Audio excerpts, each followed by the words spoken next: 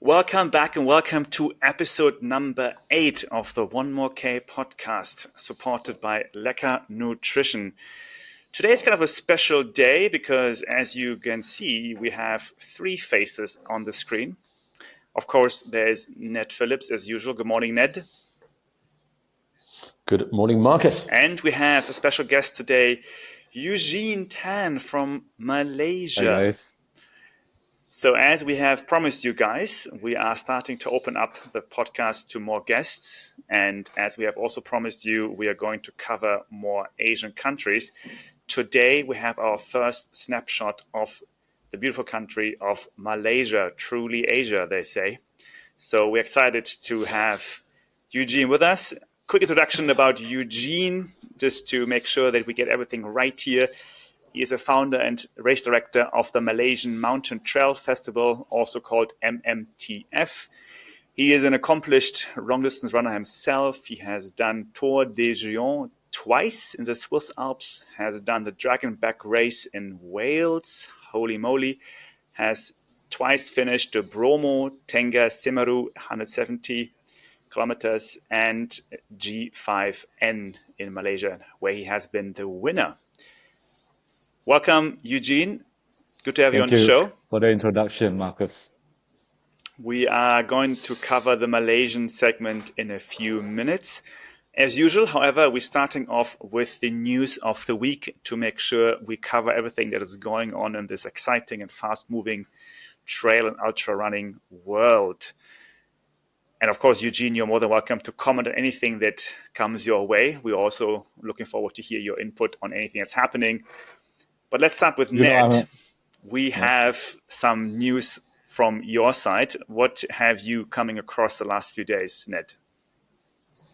Marcus, you have surprised me with my news from my side. Do I have a major announcement I don't know about? Is this something that some secret that I meant to spill? That's not the case. I hope, at least. I was thinking of your podcast you were listening to of Single Track, and you were keen to talk about that. Yes. Thank you so much. You see, Marcus is the brains of the operation here. I'm just the person who shows up and fills in the space. It was a wonderful conversation that was had. So, Marcus, I think this is the 8th episode that we continually talk about UTMB. But this one was, I think, a lot more thoughtful and a lot more put together. So this Single Track podcast has been around for a long time, one of the best kind of ones out there. And he had some pretty strong views about the whole, Gary, UTMB, Whistler situation. So we got Paul Huddle on. Now, for those of you who are old, Ewegene, I'm not going to ask your age, but I'm going to assume you're older than Marcus. You're older than Marcus, which is not hard. Paul Huddle is a legend in our sport, like truly a legend. He's was there at the beginning of Ironman. He raced some of the greats, as it says here. He did Western States way back. He's a thoughtful guy, and the thrust of the podcast was this. People throw crap at Ironman, and it's really just a bunch of good people trying to do their best.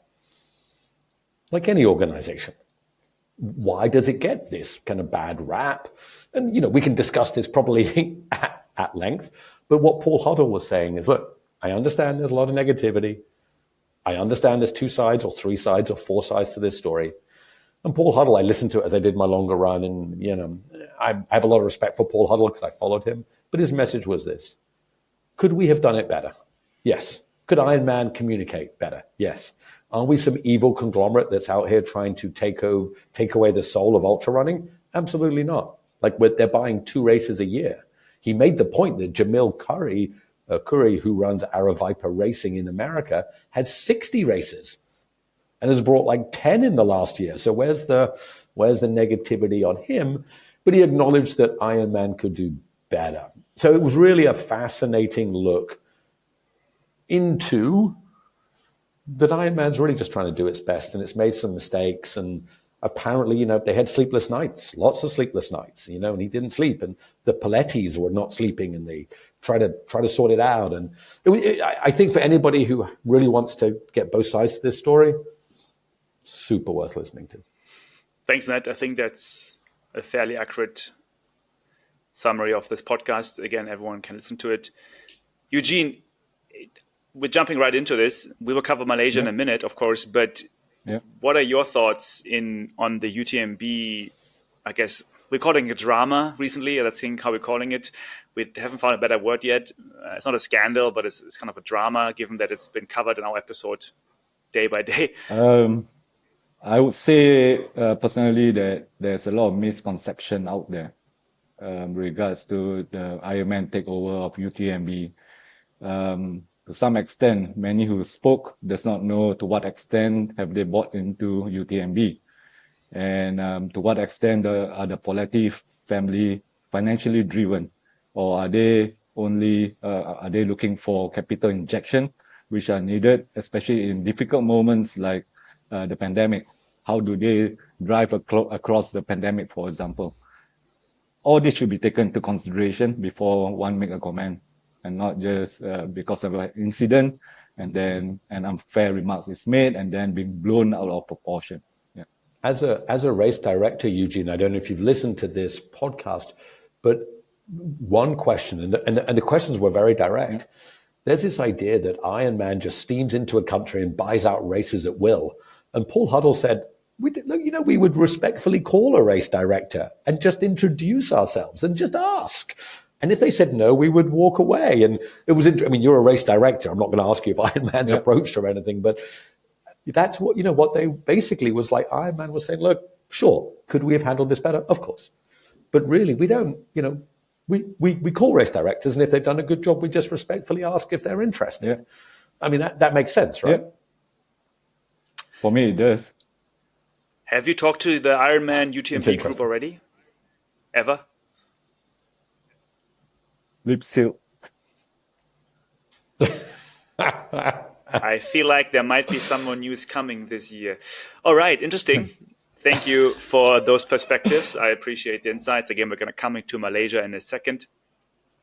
In the meantime, also we're following up on something else we covered last week, which was Strava. And we have digged into the Amer Sports IPO on the last episode, which received some very positive feedback. People really appreciate us digging into the business side of trail running and outdoor sports. So we promised you guys out there another quick analysis on Strava. The first question for you, Ned and Eugene, are you both premium subscribers to Strava? The company Eugene, why don't you go first? Well, basically, we register under the company to run some virtual challenges. So, yeah. So you are a business user of Strava, as you as a company are using Strava for commercial interest. Correct. I am not a premium subscriber. You are, however, using it very, very frequently, Ned. I use it as it says. If it's not on Strava, it didn't happen.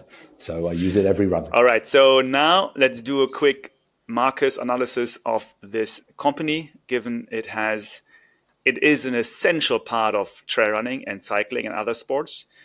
For the ones who don't know Strava too well from the business side, I need to rattle through some stats here just to give you an idea of this huge entity now that's been built since 2009, founded in San Francisco.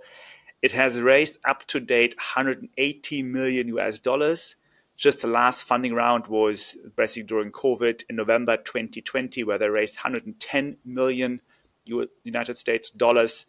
They have around 290-ish employees, and the valuation of the company is 1.5 billion US dollars as of the last funding round. So in startup terms, this company is a so-called unicorn, as it's valued more than $1 billion. So they have raised a bunch of money, a lot of money, have been around now around 14 to 15 years, and are, as we all know, a very essential part to this community.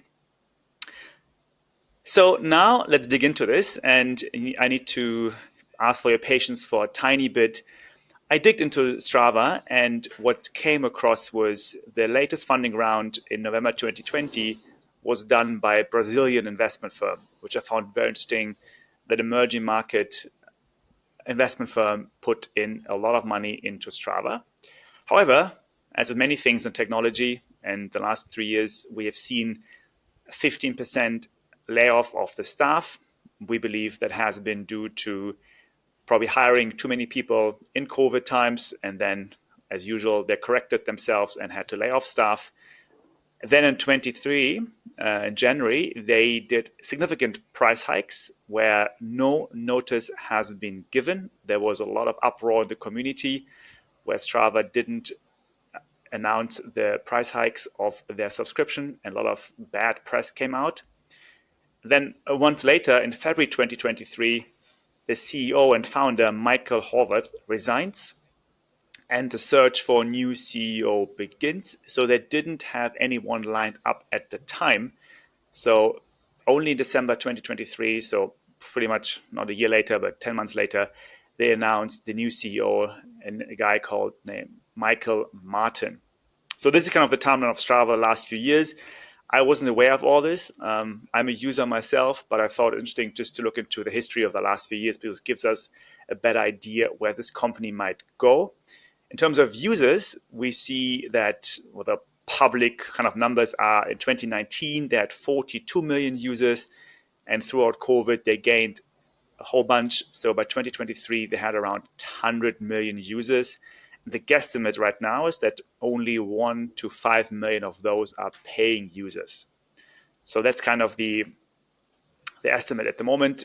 They grew significantly through COVID, but 100 million users, as we all might know in technology, means also a lot of sleeping, passive, fake accounts, who knows. So around 1 to 5 million paying users. If you take a valuation of $1.5 billion, it means with 100 million users, that every user is worth $15. That's interesting for a conversation a bit further down. I did some estimates on the revenue. So again, this is just me doing some estimates. This is not based on insider knowledge. This is just complete assumptions. So pardon me if I'm wrong here, but I did the digging on the subscription. On average, it's around $8 by now. If we are saying they have 2.5 to 4 million premium users, the revenue is between $20 to $32 million, which means the revenue multiple is 46 times the revenue. That is significant and very, very high. For example, Garmin has only 20 times revenue multiple. Ned, you come from the tech space. You know that 46x is a very high number for a tech company. I do. I have lots to say. I'm going to carry on quickly and coming into some more of the personal thoughts analysis here. This is again my opinion. So they have been looking into streamlining costs. Again, like many other tech companies, they probably raised too much money, invested too much, hired too much in the last few years, have been forced by the board and by investors to reduce the cost, lay off staff, increase the margins. Hence, they had to increase the revenue and increase the subscription. The pressure from investors must be there. Many of the investors who joined the last round were still the old investors, so they have been there for many, many years. As an investor myself, you want to see the cash back at some point. So I'm sure that after 15 years, some of the investors are saying, what's next? However, what I found mostly interesting, and this is now based on the new CEO they hired, is that the guy called Michael Martin was previously the GM for shopping at YouTube for some years. And before that, he was the VP and GM of Nike Marketplace, Greater China and other countries. So he has a big background in digital goods shopping, especially in sports. Final comment, what does it mean? I think there are two options right now for Strava on the table. They're getting ready to be acquired by a sporting goods company, a Nike and Adidas. It costs only $15 per user. If you think about 100 million users in evaluation, It can be fairly cheap for a company to buy that and acquire users so they can get the data on shoes, on watches, whatnot. Sporting goods company could be one, or the second option for Strava I can see is they could become and launch their own digital goods marketplace with live streaming included. This is, again, based on the CEO. I think, given his background in digital shopping, marketplaces, we might see how Strava is going to use all the data and is going to offer us products and become more of a marketplace for shops, for digital stuff and sport goods. All right. Thank you for your patience and listening to me. I thought this was a bit of an analysis of this very important company, Strava. I'm very curious to hear your thoughts. Ned, why don't you jump right in? Oh my God. Well, number one, as always, thank you, man, for doing this. It's a highlight. I love to see your investigative work, so thank you. It has always been crazy to me that Strava hasn't ever tried to sell me something.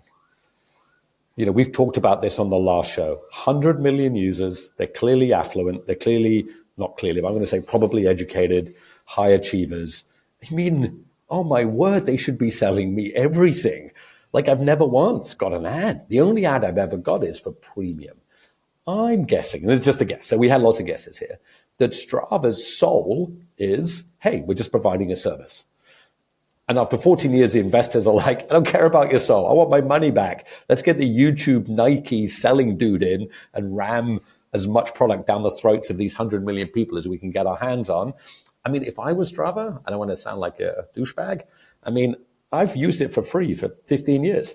I would just tell me, dude, you're out of here unless you pay us some money. Choose. Like, they gently ask me if I want premium. Hey, do you want premium? I'm like, no, I'm cool. They're like, oh, okay. Like, if they said, okay, dude, we're cutting you off. It's $1 a month. If you don't pay, I'd pay tomorrow. Like, I would, hardcore Strava users, really? You're not going to, and I don't know whether it's $1. I'm just using that.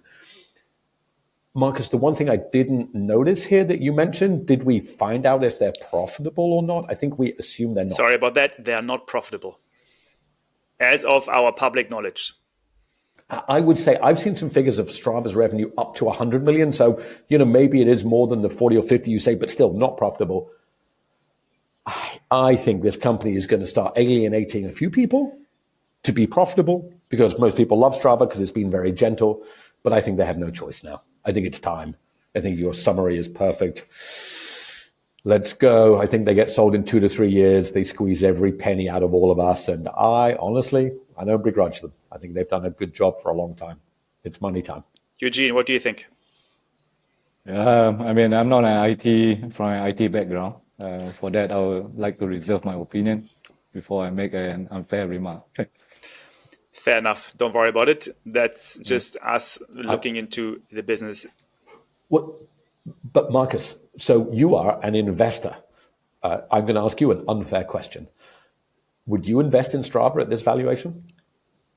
I would for sure not.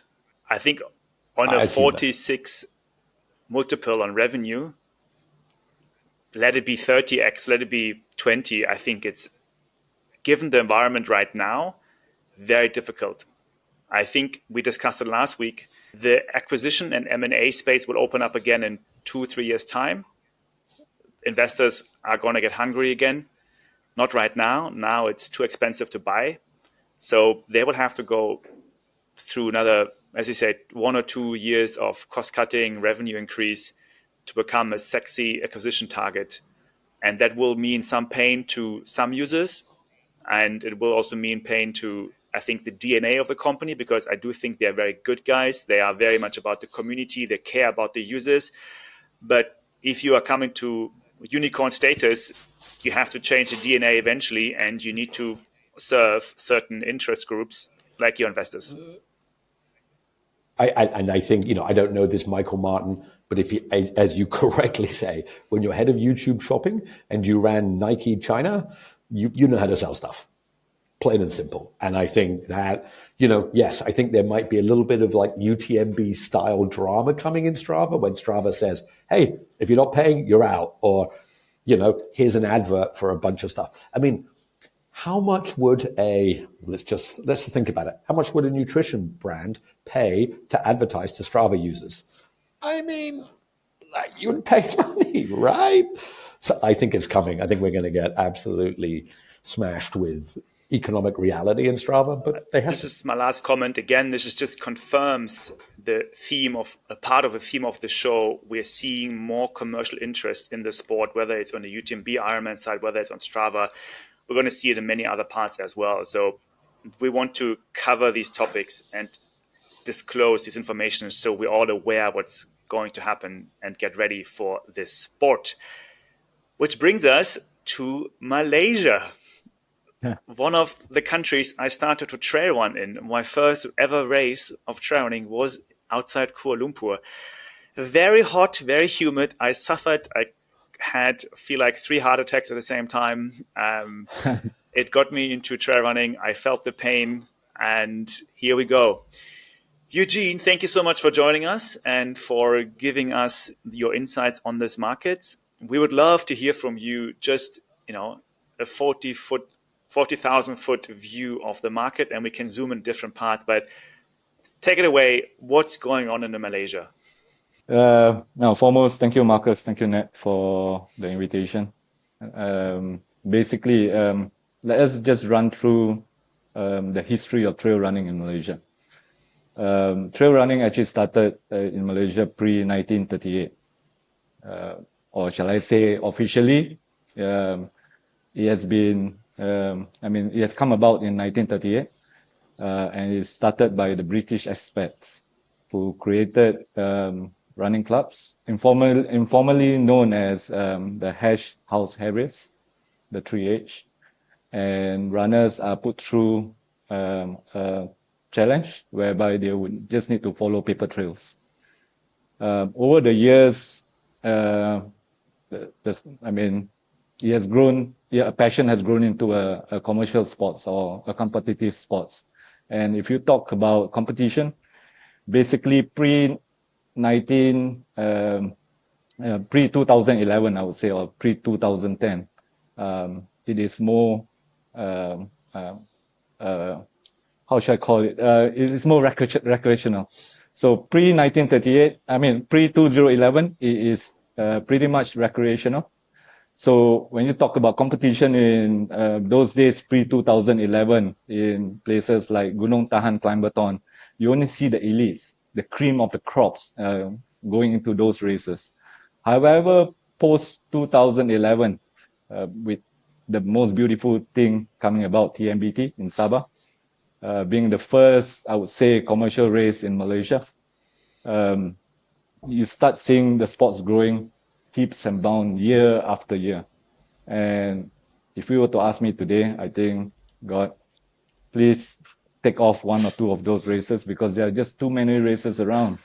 Every week we are talking about not just one. At some moment there are 4 races in a year, on the weekend. My take on it is that I believe runners have a say on the directions of the sports here in the country, and they should be supporting high quality events that would give them the perfect experience, because there are just so many out there, and some of them do not even have permits to carry on, or to organize those races. Yeah, that sounds familiar.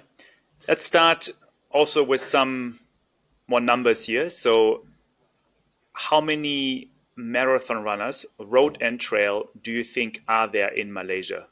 I would say easily from the groups that I'm in, the marathon and running groups that I'm in, basically I would say there are roughly around 30 to 40,000 in Malaysia alone.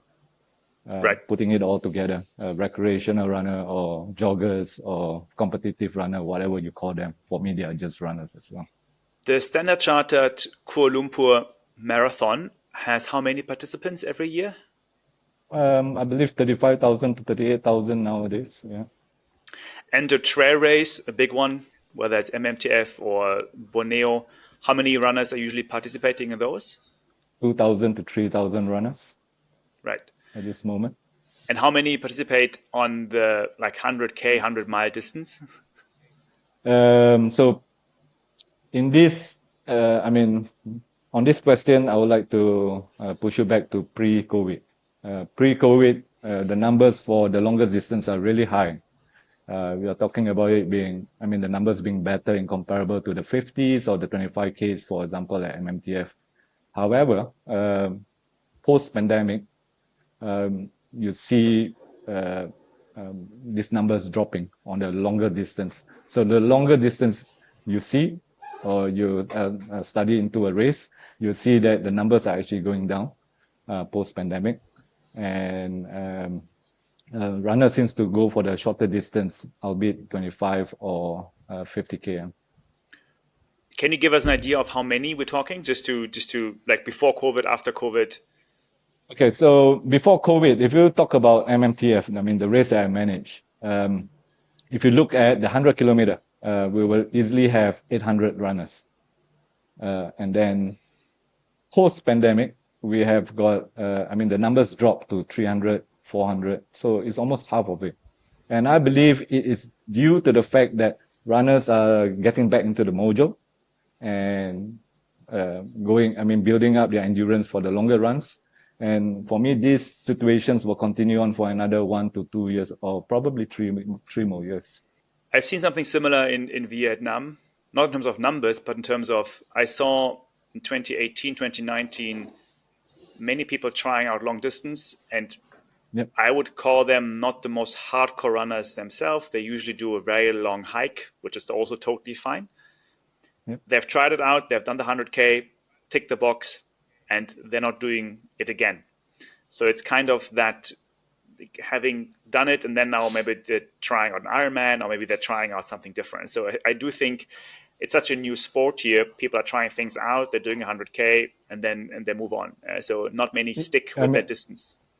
If I may add, it's actually due to the number of races that's out there as well in the market. And if you want to do a race week in, week out, I would say go for the shorter distance. And this is what people are doing currently. So they are going for the numbers. Yeah.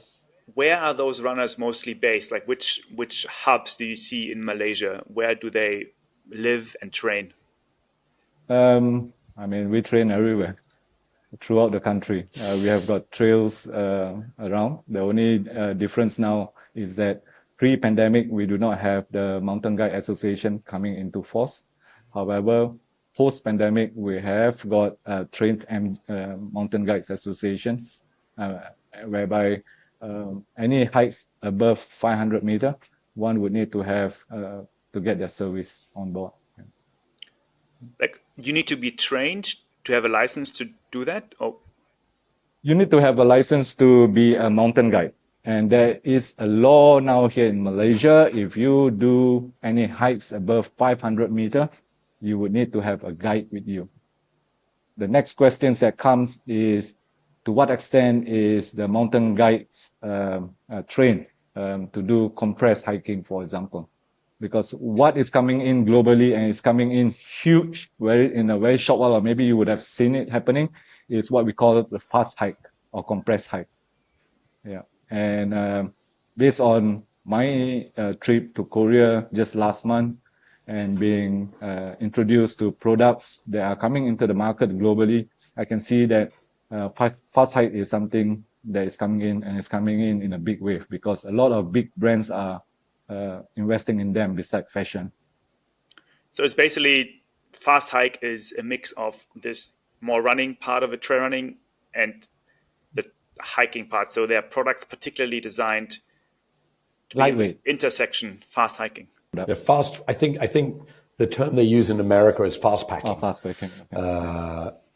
Which is exactly that. It means you can go for a long day or a few days, but you're not taking much. It's the same approach they took in mountaineering when they went lightweight in mountaineering before taking all the gear. You take enough gear to be safe, but it's a little on the line, right? It's a little, you're pushing the boundary a little. That's the idea. And for me, basically, it's something that's already happening with the runners, with the trail runners. When we train, if you are training for 100 kilometers, I believe you will spend 5 hours, 8 hours, or to some extent, to some people, even 10 hours out there in the trail. And for me, there's compressed hike as well.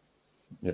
So just to ask Eugene, so if you go for a run up a hill that's 1,000 meters, like just you left your house on a Saturday morning, went for a run up a hill, technically you meant to have somebody with you. Is that what I understood? You need to have a qualified mountain guide, and you need to apply for a permit. If you do not, then you are considered breaking the law when you do it. But surely that's a little tricky to both adhere to and police as well. Basically, this is in terms of point of control. I would say that the forestry department is trying to ensure that they are able to monitor things before things go out of hand. Basically, one needs to understand that in Southeast Asia, the jungles are not like those mountains in America or in Europe, whereby it's barren. Over here, we have got things like what we call the local term kepala air or water heads, for example. If you are not trained, you're not going to be able to foresee it coming. And of course, I think it's a good initiative, an initiative that we support, and basically it creates jobs opportunity as well.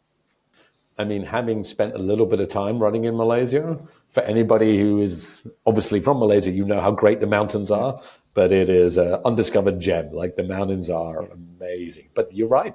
There's some steep, gnarly stuff out there. So, I mean, you can get yourself in trouble. So we actually organized a race in an island called Tioman, which is on the eastern side of Peninsular Malaysia, southeast of Peninsular Malaysia.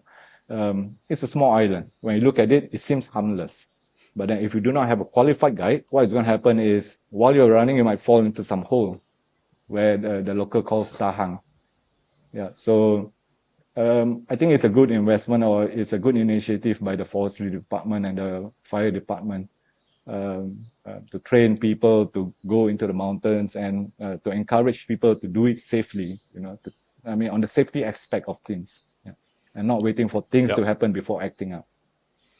I mean, everyone talks about Hong Kong being a great trail running heaven given its proximity to the mountains, but I actually think Kuala Lumpur is a hidden gem where you find in the city so many amazing trails, and it's not well known, I think, outside Malaysia, but I've got friends, Carly, who we all know, moved to Kuala Lumpur because of that reason. You can just get out, go into the jungle. Not like Hong Kong, it's a bit of a different hills and mountains there, but yeah, you have it right in your face. It's amazing for training. Now, when you talk about mountain, when you ask someone about mountain, what is your picture of mountain? They are always looking at the snow-topped mountains, rocky-topped mountains. So since 3 to 4 years back, I've started pushing sky running or Skyman, for example, to tell them, hey, look here, guys. Mountain tops is not only snow and rocks. We have got tropical forested jungle path as well, being the mountain tops. And it's good to see them accepting one of our races here as well, being part of the series. And I would like to see how does the global elites actually perform on those terrains. Yeah. In the jungle, have the great privileged luck to live in the jungle for 30 years, when you watch people who've never run in the jungle running in the jungle, they're like, holy cow, man, this is a different experience. Yes, sir, I do. And it would be great to see people. Obviously, the European mountains are what people perceive as, I mean, you've done Tor Des Geants, it is amazing, but you're right. Whether it's the Indonesian volcanoes, the Malaysian mountains, there's some things over here that I think would be super interesting to get some of the elites on. And most of the time they're not. There's always an argument to go for and an argument to go against. And for me, I'm always looking at the safety aspect. If you want to climb more mountains, then you got to take care of the safety aspect of your trip or your adventure or your runs, And I'm very sure that you will be doing it for a very long time and not just one-off. Could you just take us through the main races happening in Malaysia? I'm sure many of our listeners are not in Malaysia, and this whole trail tourism is a big thing. People are traveling for races. So in an unbiased view, which races are the key ones that one should look up on the Malaysian race calendar? Boy, oh boy, you're putting me in a very difficult position because this is actually a very sensitive question, right? And people will assume that being the race director of MMTF, I'll say that MMTF is a key race. Now, let's not be biased. I will I'll categorize them based on the international standards that he has obtained. If you are talking about a World Series, we have got a skyrunning World Series race happening in Malaysia in November. That will be Penang Sky Race or Kailas Penang Sky Race. And then if you look at Western States qualifier in the list, basically for 2025, there are two races, namely Cameron Ultra, as well as MMTF. And if you are talking about a race being a Tor experience circuit race, whereby if you were to complete the 100K and you will gain direct entry into Tor Des Geants without having to go through the balloting process, that would be Malaysia Mountain Trail Festival, of course. And in regards to Asia Trail Master, at this moment for 2024, we have got Borneo Ultra Trail Marathon that just happened over the weekend. We have got Kadayaman or KAR in Sabah happening later this year. We have got Tioman Ultra happening mid of the year. We have got TMBT happening sometime in September. And of course, we also have got races out there that are just trying to knock on the door, or shall I say races that has been on the second or third edition. That would be Pahang Eco, Kemensa, Merapu Rainforest Trail, Ultimate Trail of Penang, and also Janda Bai. So as you can see, these are cream of the crops. I haven't named the smaller races, the 10K, the 15K, the 30K races. We just have too much at this moment. The question that Ned would like to ask, is there any backyard race in Malaysia yet? We have got one which has been organized by Malaysia backyard team, headed by Stephen Ong previously. And basically, everyone knows David Christopher is our representative to the States. I'd like to see this race being organized year in, year out. And I believe one day we would have someone to knock on the global doors as well in terms of competition. But I would say, obviously, backyard is great. But Ewegene, to your point, 10 years ago, there would have been virtually no ultras. And now, or trails, now, as you say, there's these amazing, the most beautiful thing, Pahang Ultra, the Malaysian Mountain Trail Festival. But there's also a lot of these kind of loop 12-hour races, 12 hours on the roads. And it is just amazing. I mean, I would love to know the number, and I'm using 10 years ago as just as a number. The growth in the number of ultra distance, whether they're ultra road or ultra trail races in Malaysia, I mean, you've seen it firsthand, has been incredible. Yeah. Ned, basically, when it comes to those looping games, I'm one of those person who hate it, But then we organize one as well. Okay. It goes back to the purpose. We have got a dual purpose at MMTF Consultant when we organized the Taiping Endurance Challenge, for example. For runners, it is to encourage them to embrace the distance, the higher distance or the higher time of running. Spending longer hours on the track. Yep. Most importantly for me, races like this are able to help me to train my guys from point of organization of things. Again, I'm saying there are just too many races in Malaysia, and runners just need to pick what is best for them and what is best out there. It's not about winning, It's not about winning a race. So what if you win a race? It's about doing something and making it sustainable and consistent over the longer period. I would just still like to run when I'm 80 or 90. I'm doing my best to achieve that. I'm with you on that. I'm with you on that, Ewegene. That is the answer for sure. And when you get older, recovery gets slower, right? That's a myth. I'm feeling it. It That's does. I'm feeling it. Well, just Ewegene, to say, I think you were very humbled to say that in the Hash House Harriers started in Malaysia. I'm going to say it's probably one of the biggest, number of participants on a weekly basis. The House Harriers, and I know it's not, not everyone in the world knows what it is, but as you say, one person lays a trail of paper or chalk around the jungle, and other people follow it. That started in Malaysia. Many people don't know that, but that, one of the great running activities, the hash, is Malaysian. And what is 3H or 4H? So basically, how do you sum it in a simple one sentence? It's actually a running club with a drinking problem. And I'm actually a hash member as well. Been a hash member the last 13 years. And yeah, I would say the truest form of trail running here in Malaysia would be with a hash group. And we have got more than 200 clubs here in Malaysia alone. If I can remember it right, it's 238 or 248 clubs in total. I've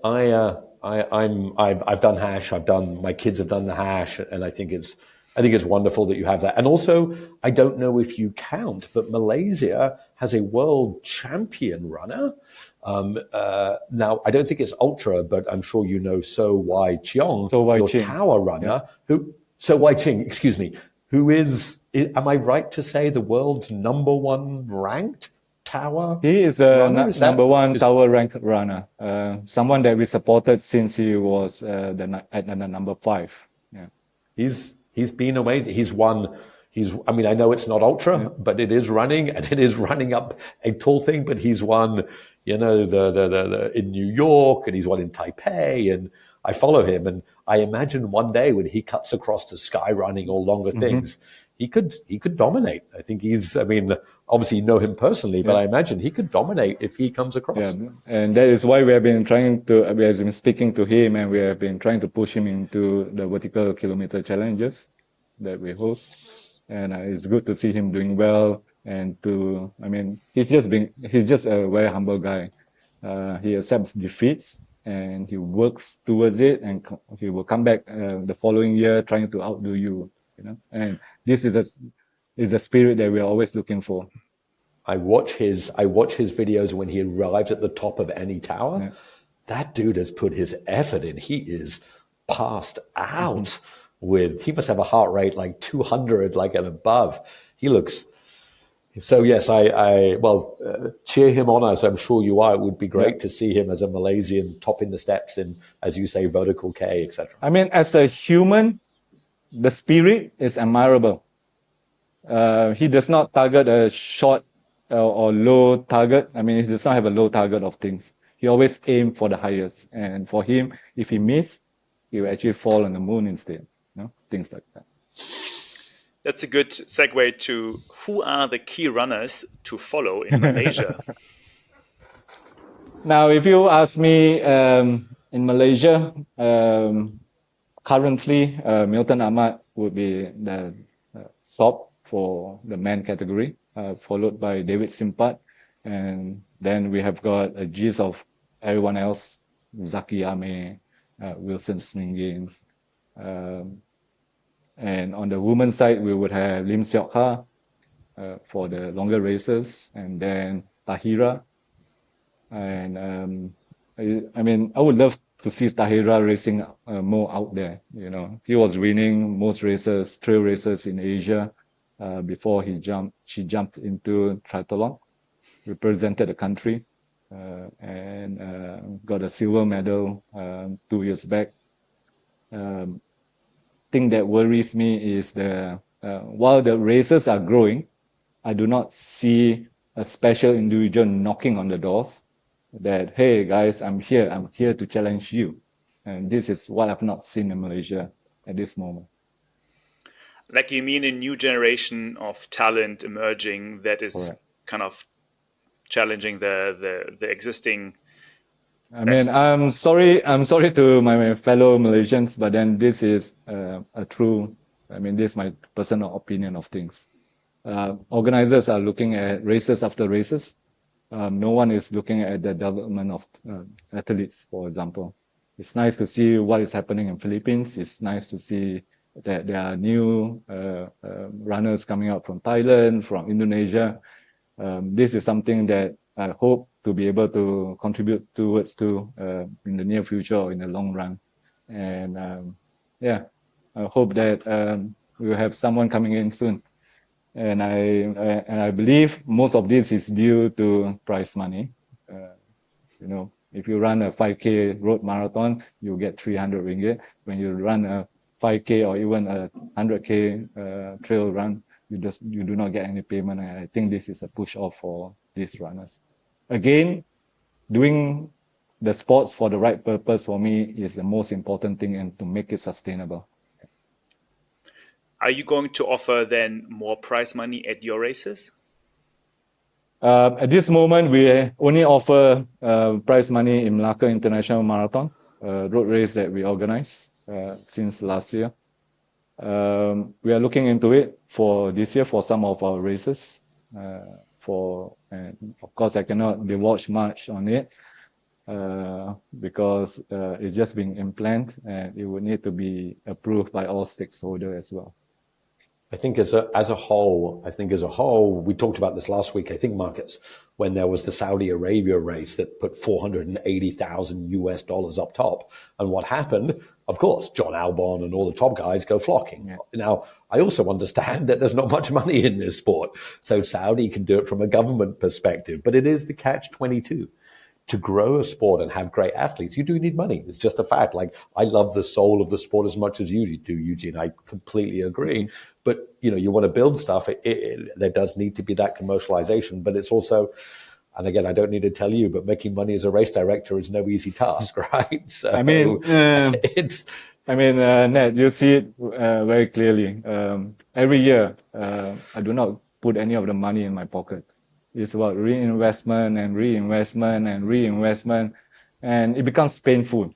It becomes painful, especially after during the pandemic. It becomes painful, especially after the pandemic. And we have got other initiatives that we undertook as well from the races that we do. And to some extent, money is important, and money will ensure the growth of things.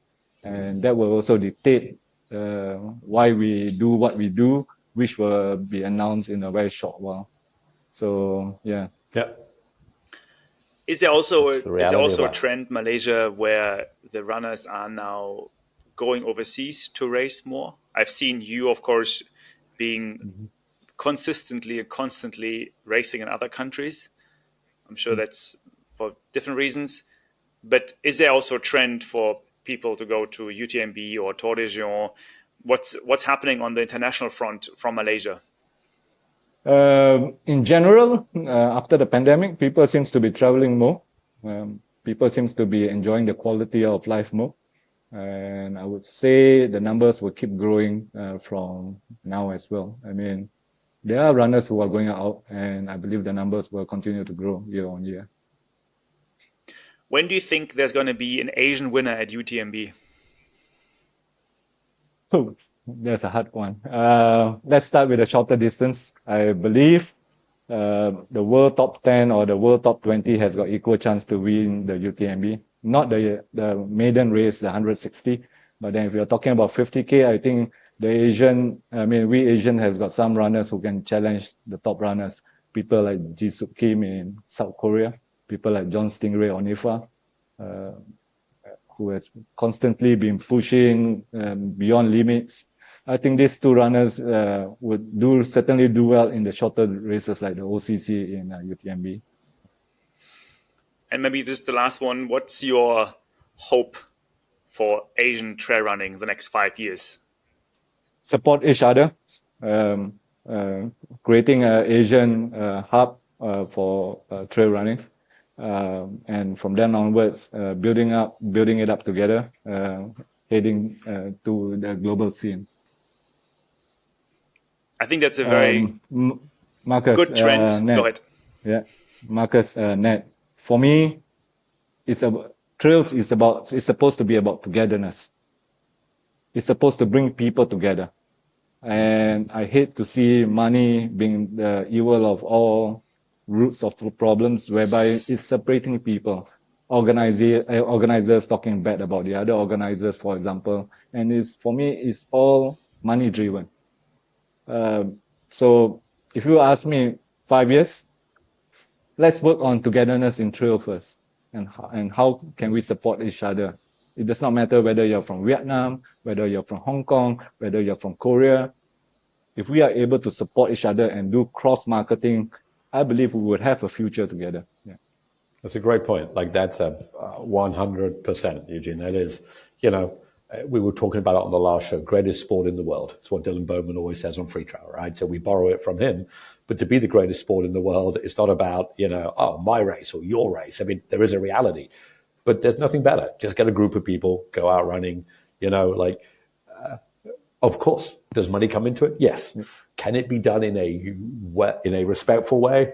Like as you guys know, I love Backyard. I love Lazarus Lake. Mm-hmm. Is Laz the greatest race director? I think so. Yeah. Does he make money? Absolutely not. Right? Does he do it for the right reasons? Absolutely. But is it sustainable? Laz lives in his own Laz bubble, right? And he creates feeling and community. I think, you know, you're right. Your point is right. The realities of the world are also there. But I think if we go at it with the right mindset, like you do and like Laz has, we'll get a better outcome. Okay. Very interesting to see. I do think you represent there a general Asian mindset, which I really love about Asia. It's about the so-called integration. We see Asian economies, societies, cultures working more together. And I also see that's the case in trail running, whether it's in racing or just on the training bit. It's wonderful to see the people traveling more from Vietnam to Malaysia, Philippines, here and there. And I think that brings growth in many different ways, whether economic, cultural, intellectual growth. I think trail running can play and is playing a very important part to the integration of Asia in general. Trail running or running per se, for me, is a very strong medium moving forward to achieve a lot of things in life. You know, if you were to apply it to life, I mean, you don't give up in races, so you don't give up in your life. You know, things like that. And above all, it brings people together. Yeah, it helps people to understand as well the problems and also the issues throughout the world. That's a nice way of finishing up this section. Thank you so much, Eugene. Really appreciate your insight. And we are really excited what's going to happen on your side. Can't wait to hear about it soon. And in general, I think anyone out there, you guys should definitely visit Malaysia for training or for racing. Incredible, beautiful country. The slogan of Malaysia is Malaysia, truly Asia. I think it's really true in many different. And Malaysia boleh. Malaysia boleh. That's a sentence. So yeah, again, it's an important part of Asian trail running. Because it just happened this weekend, we just got to cover quickly the race you mentioned. We do have the Borneo Ultra Trail Marathon happened this weekend. So we're putting it up on the screen quickly. We know that's one of the key races that's happened and is happening in Malaysia. Beautiful race in Borneo. Looks like a lot of jungle as usual. Any comments from you on the winners of this race? You have, I'm sure, some insights there, Eugene. So in the 50 km category, it seems to be the hotly contested ones, having Milton Ahmad pitting himself against Alessandro Sherpa.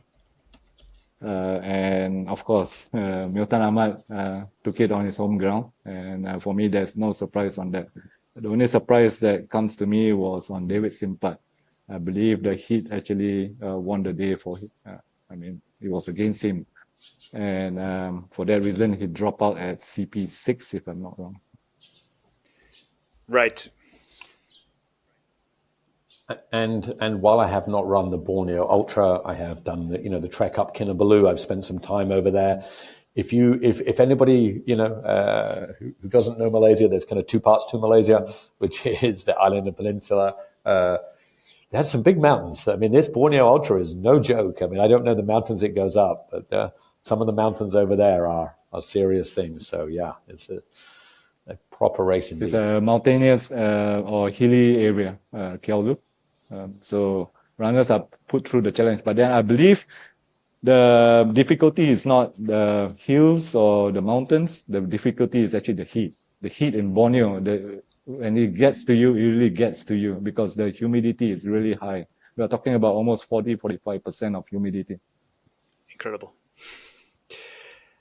On the other news front, we had the Tokyo Road Marathon, quickly covering this one because highly anticipated race of Kipchoge, who unfortunately did not perform that well. Ned, what do you think of Kipchoge's performance? Do you see what he said? It said, I mean, is he the humblest, most wonderful man in the sport? I can only see what I read. I can only see or read what is put out there. But this man seems like the soul of running. Like, he just seems like as good a dude as you can get. And he said, not every day can be Christmas. That was his summary of his performance. Not every day does your body deliver. He had also mentioned he was running this, partly in memory of Kelvin Kiptum, who obviously sadly died. But the interesting part of this is the winner, Benson Kiprutu, went 2:02:02. I mean, that we are not just getting close to breaking 2. I think obviously Kelvin would have got there. But the fact that Tokyo's a major marathon, but the fact that just another marathon, somebody ran 2:02. I mean, the top 10, 2:06:50. Think about it. If you're running in Kenya and you're a 2:10 guy, you're not even in the game. 2:10 and you're not in the game. Like 2:07, you're not in the game. 2:05, you're not in the game. I'm telling you, I don't think there's any American runners. There's no German runners. There's no British runners running 2:05. And if you look at the top 10 in the men's, Kenya, Ethiopia, Kenya, interestingly, Israel, Kenya, Japan, which is wonderful. Yeah. I mean, the Japanese adore their running. And on the women's side, the interesting thing was Sifan Hassan, who is just amazing, came 5th. I think she doesn't expect to win every time she lines up, but we expect her to win. But the winning time there again was 2:15. Yep. It used to be crazy when women broke 2:20, and 5 of them went under. So the level of marathon running is amazing to see. And on the streets of Tokyo, I've run the Tokyo Marathon, and the Japanese adore running. Beautiful to see.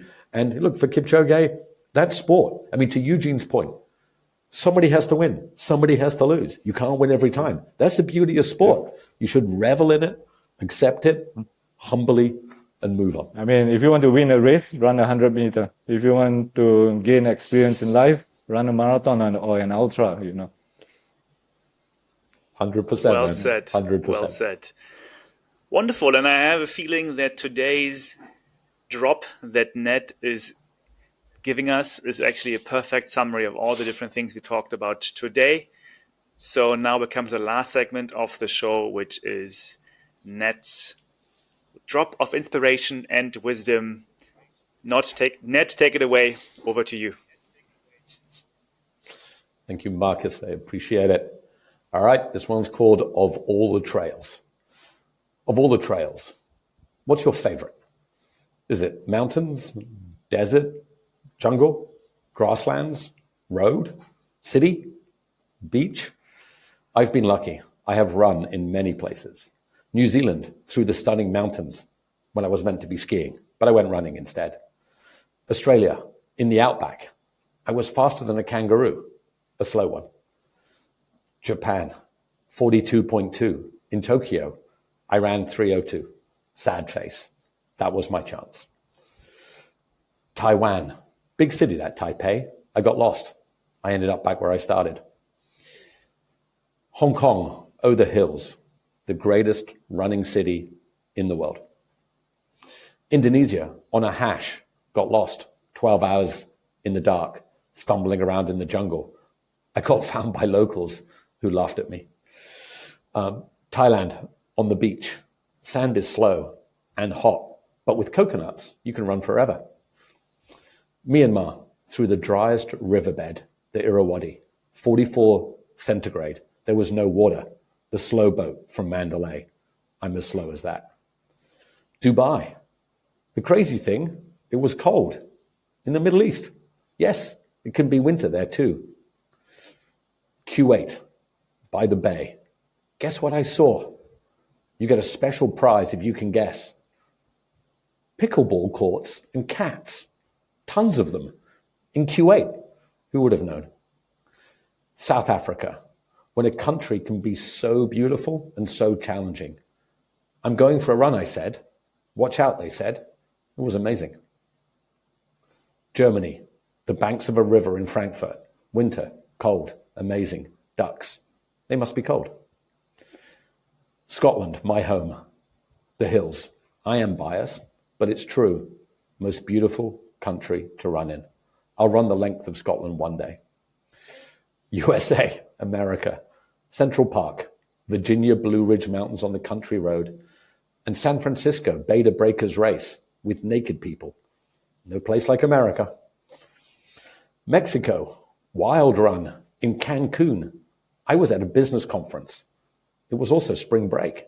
I ran at 7 a.m. through drunk students not going home. Canada, I ran all the way to the border of America and back to my hotel. 20K so far. And my home, Singapore, one of the smallest countries on earth. And I ran 213K in one go here. Longest run ever in the smallest place ever. I know my favorite. It was every time I put on my shoes. But remember, every run is a true privilege. Every trail or road is amazing. You can have a favorite, but always remember, it's amazing every time. My favorite time of day and favorite trail, you know it. It's all of it. See you out there, Ned. Thank you, Ned. That is goosebump time. Thank you so much. Appreciate the summary. Thank you. Well, I was thinking that I love running, and every time I go running, I love it. And I was like, well, I loved running in New Zealand and in Malaysia and in Indonesia. I love running everywhere. So I thought that was the inspiration for this week. We are lucky every time we run. That's a wrap. Thank you guys for this episode. Thank you, Eugene, for joining us. Great to have you on the show. Looking forward to having you back on soon. As usual, anyone, please subscribe to us, whether it's on your favorite podcast platform or on YouTube. You can find us also on Instagram and Twitter. And it's supported by Lekker Nutrition. Thank you, everyone, and see you next week. Thank you. Bye. Thank you, everyone. Eugene, thank you for coming. Bye, everybody. Bye.